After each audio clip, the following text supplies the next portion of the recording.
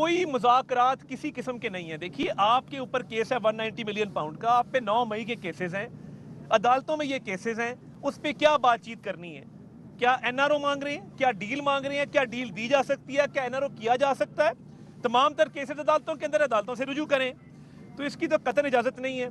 और देखें, मैं दोबारा कहूँगा, रियासत के सब्र को मत आजमाएं।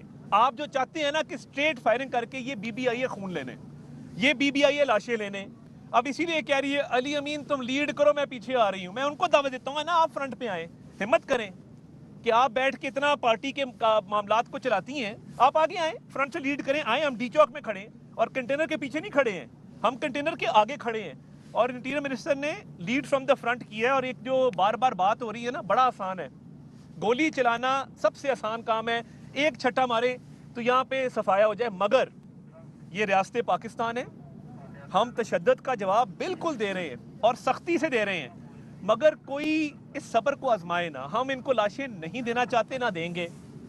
ये रेंजर्स के एहलकार शहीद होते हैं, पुलिस के एहलकार शहीद होते हैं, उनका खून किसके हाथों पे हम तलाश करें? और ये लाशें लेने आई है, ये मुल्क में नारकी फैलाना चाहती है। हम इनके हाथों में नहीं खेलेंगे, सख्ती से निपटेंगे और जवाब देंगे।